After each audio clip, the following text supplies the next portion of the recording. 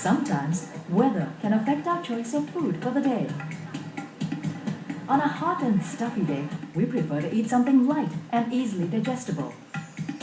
But once the temperature turns cooler, we crave for something piping hot. Is there a kind of food that tastes yummy, rain or shine? Weather, sometimes it's cold, it's nice to have a hot bowl of porridge. 天气冷，我们通常是吃粥啦。Weather hot, I will get usually porridge. We feel that when weather is very warm, it's easier to eat than eating rice. Indeed, porridge can be enjoyed in sweltering heat or pouring rain. Not only that, porridge is also suitable for both the young and old, healthy and sick.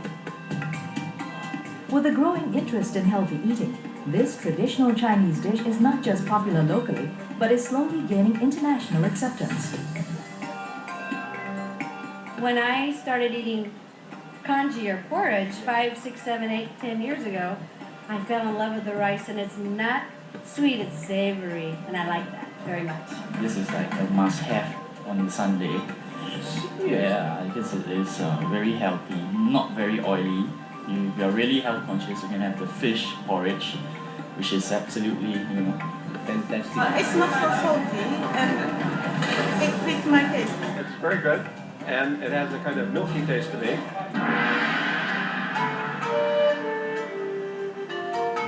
Historical records show that porridge has been around for almost 3,000 years, dating as far back as the Zhou dynasty, which is from the 11th to 3rd century BC. In the Book of Zhou, it was recorded that the emperor himself consumed porridge. Contrary to the popular notion that porridge is often associated with the poor, it did enjoy royalty status in the past. And throughout history, Chinese poets and scholars have often written about how one can attain good health and longevity by eating porridge. Over the years, the varying climates in different parts of China have given rise to many types of porridge. As a result, one can easily tell the porridge from different provinces apart.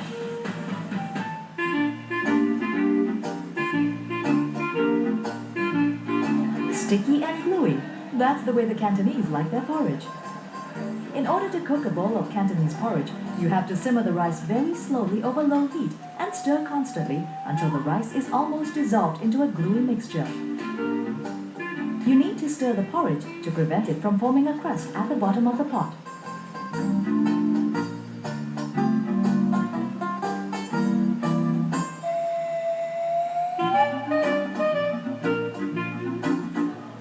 The Teochews, on the other hand, like the porridge clear and less gluey. There are two main types of Teochew porridge. You can either have a bowl of plain porridge to go with some light dishes like steamed fish, stewed duck, salted vegetables and eggs. Or you can choose the other type of Teochew porridge, where the grains are harder, almost like rice. In Singapore, it's common to find Teochew fish porridge, where fish and soup are added to the rice. Here, your porridge will taste sweet. That's because the Taiwanese like to add sweet potato to plain porridge to give it a unique taste. They usually have some Taiwanese dishes to go along with the porridge, like sliced fish with ginger, braised pork with salted vegetables, and fried Taiwan green lettuce. The Hokkiens claim that sweet potato porridge is actually a traditional Hokkien dish. This is no surprise, because many Taiwanese were from the Hokkien province.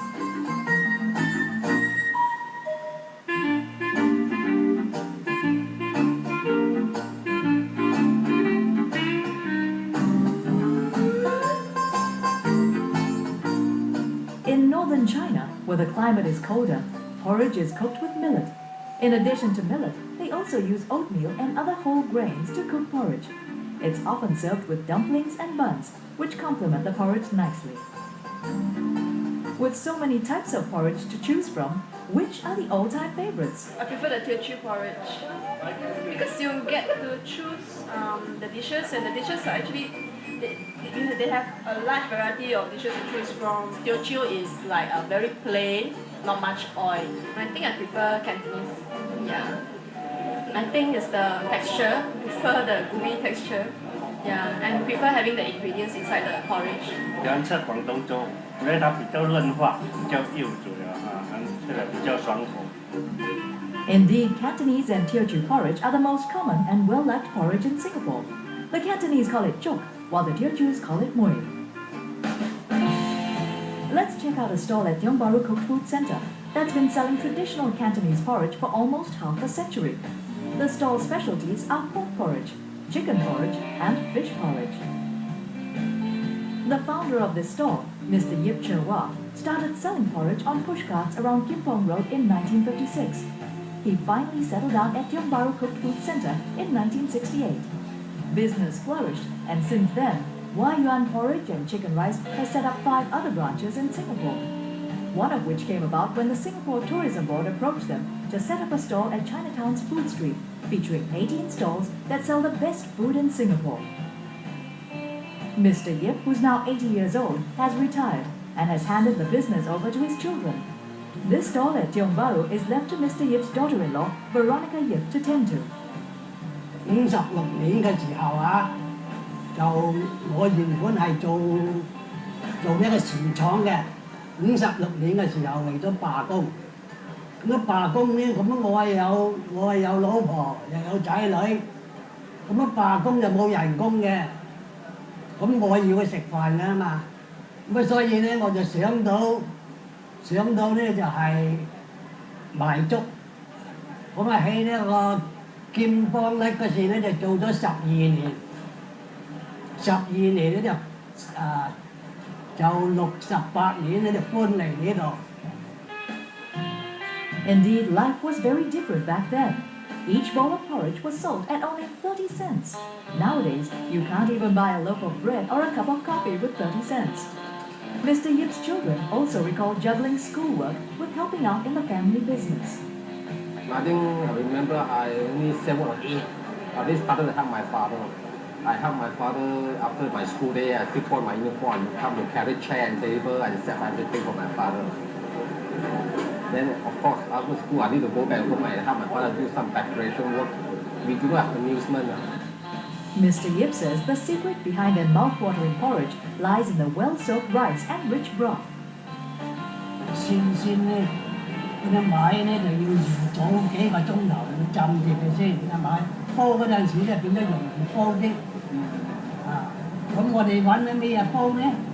咁我就先就揾嗰啲枝骨、魚骨嗰啲黃豆啊咁樣就擠落去煲嗰啲湯，咪隔咗嗰啲渣嘅，咁啊拎嗰啲湯嚟煲粥。Mr. Yip is an old hand when it comes to selling traditional Cantonese porridge, but he's also quite an innovator. He came up with the idea of using machines to stir the porridge about 20 years ago, possibly the first person in Singapore to do so. At Wah Yuan Porridge Stall, the helpers are always busy serving up the porridge, but no one seems to be preparing the ingredients. How can that be? Aha! It turns out Wah Yuan has a small factory nearby where they prepare all the ingredients. Here, the workers work non-stop, busy washing, slicing, and frying the various ingredients. This is ikan parang. The meat is very sweet and these are from deep sea water. And these are the fried pig's intestines that Wah Yuan is famous for. People love it so much, sometimes they've requested to buy just the pig's intestines. No, we don't sell individual. Must go with the porridge because I'm not enough stock. This one take a lot of time to do it. They have to take out all the dirt and oils, and then they have to turn it back and then rewash again.